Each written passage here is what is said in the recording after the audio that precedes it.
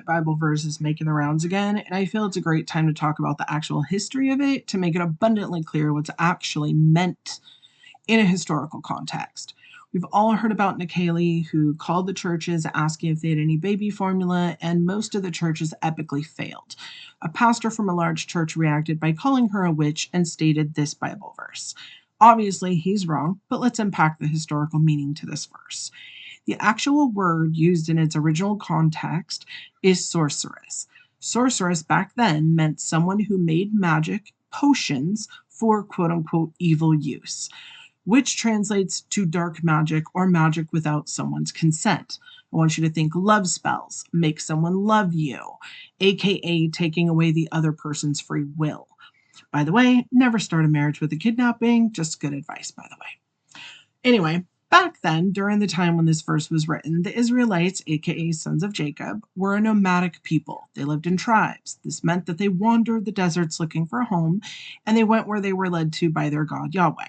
Tribe life was harsh. Their main focus was on procreation, survival. This is why the Old Testament has so many rules. It was a guidebook on how to stay alive and how to make more children to grow in a population. Back then, there were sorceresses who would wander around from place to place within tribes to do magic. And most of the magic that was asked of them were love spells and potions. And unfortunately, back then, these potions came from bodily fluids of the ones asking to cast the spell, the one it would be casted on, and then also from the magician. This oftentimes included urine and fecal matter. I know, it's not fun.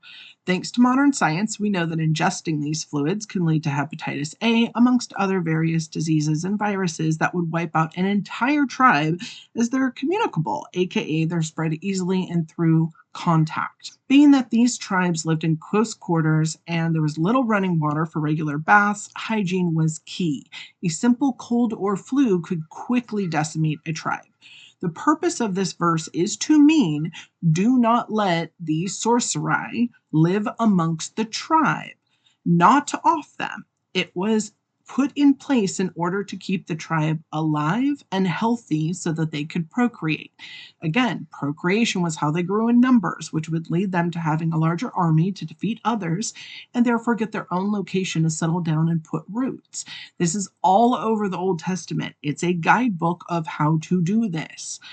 I eventually am going to get more into the Old Testament, being that it was rife with magic and all the rules that they had to make against it because their God didn't want to be seen or known for what it really was. But I digress. Now you understand what the verse is. It's not a call to do your worst to witches. It's a call to prevent disease. Learn, grow, ask questions, especially when the math don't math.